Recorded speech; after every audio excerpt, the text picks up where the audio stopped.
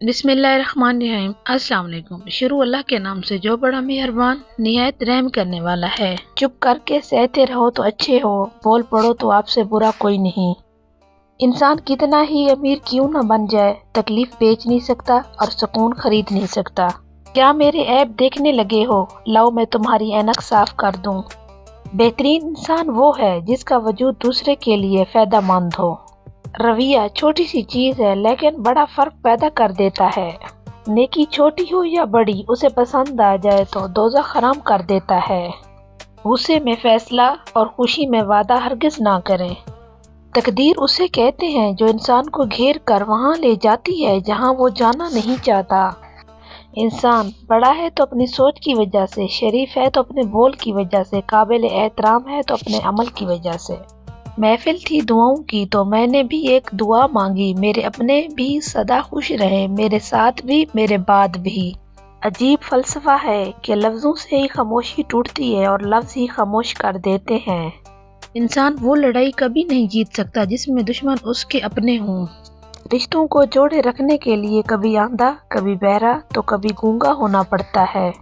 دعا کی ضرورت ہو تو کسی انسان کی کوئی نہ کوئی مشکل حل کیا کرو۔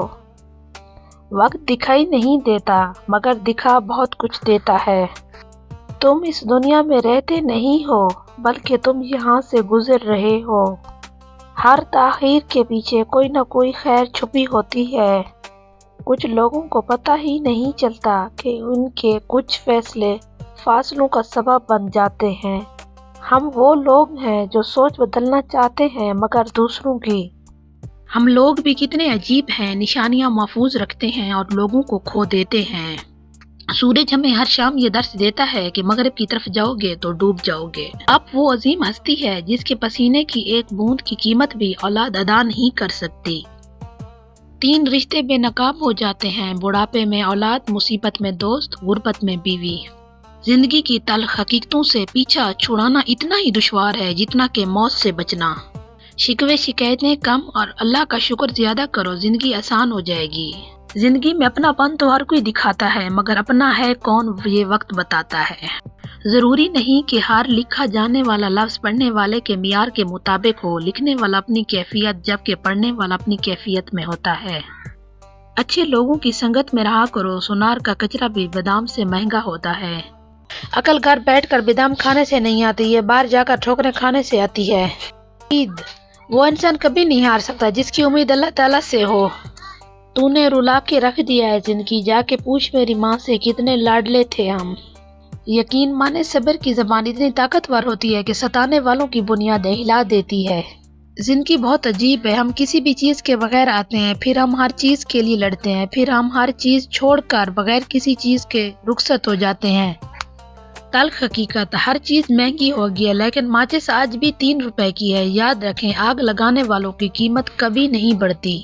وقت نے بتا دیا لوگوں کا معیار، ورنہ ہم بھی وہی تھے جو سب کو اپنا کہتے تھے۔ وقت گزر جانے کے بعد اگر کوئی قدر کرے تو اسے قدر نہیں افسوس کہتے ہیں۔ خاموشی تمام سوالوں کا بہترین جواب ہے اور مسکراہٹ ہر حالات کا بہترین رد عمل ہے۔ اگر تمہارے رزق میں سے دوسروں کی ضروریات پوری ہو رہی ہیں تو تم خوش قسمت ہو کہ تمہارا رب تمہارا رزق پاک کر رہا ہے۔ جب آپ کے پاس کوئی پریشان حال، مجبور یا مصیبت زدہ ہو تو یہ نہ سوچیں کہ یہ اس کی آزمائش ہے، یہ آپ کی بھی آزمائش ہے۔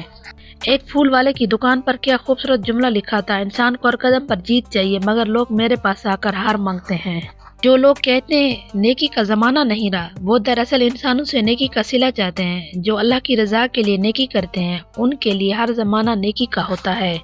جس طرح لوگ مردہ لوگوں کو کندھا دینا ثواب سمجھتے ہیں، اسی طرح لوگ زندہ لوگوں کو سہارا دینا افضل سمجھ لیا کریں تو زندگی آسان ہو جائے۔ سانپ سے نہ ڈرو کیونکہ سانپ سرعام ڈستا ہے، ان کم ظرفوں اور منافقوں سے ڈرو جو اپنا بن کر ڈستے ہیں۔ عزت کے موتی پر اگر ایک بار میل آ جائے تو سینکڑوں دریا بھی اسے نہیں دھو سکتے۔ کچھ چیزیں بہت دیر بعد بھی پلٹ کر واپس آ جاتی ہیں، خصوصاً کسی کو دیا ہوا دھوکہ اور بولا ہوا جھوٹ۔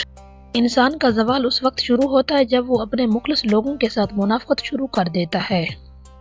آپ تنقید اور تعریف دونوں کو قبول کیجیے۔ پودوں کو بڑھنے کے لیے دھوپ اور بارش دونوں کی ضرورت پڑتی ہے۔ کامیاب ہونے کے لیے کچھ لڑائیاں ہارنا لازمی ہوتی ہیں۔ جہاں سے سیکھا جائے وہاں پہ چالاکی کا مظاہرہ کرنا گستاخی ہے۔